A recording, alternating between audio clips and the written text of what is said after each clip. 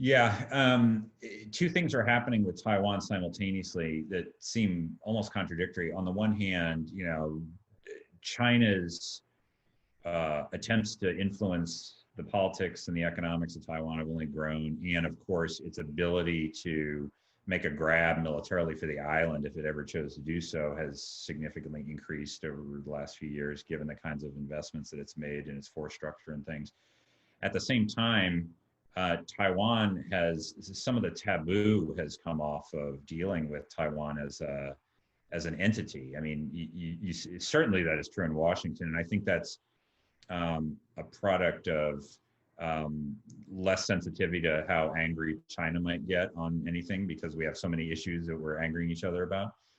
Part of that is such a sharp contrast between what's happening in Hong Kong and what's happening in Taiwan.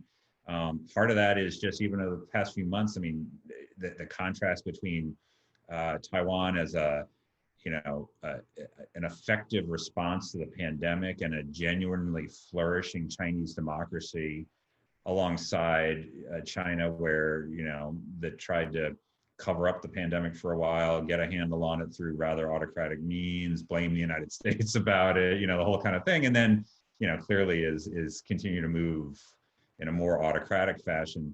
And so what you see is, as long ago as the transition period when President-elect Trump spoke to President Tsai on the phone, this was a big deal, broke a bunch of taboos.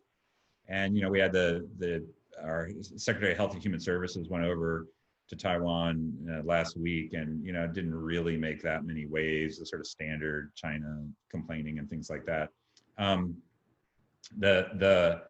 I think the biggest issue actually is less, China trying to seize the island by force, although you can never exclude that possibility.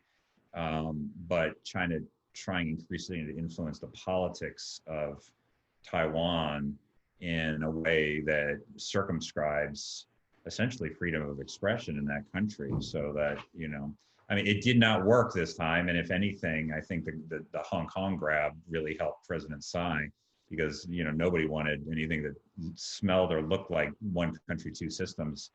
But, in the long game, given the degree of cross-border economic integration, now China has a lot of levers for economic coercion.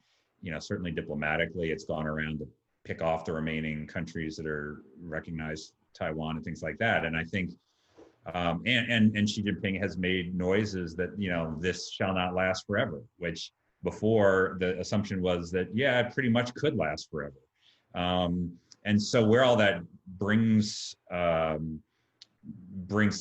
and China, I think, is uncertain. But I think the sentiment toward Taiwan is hardier now than it has been at any point in my career.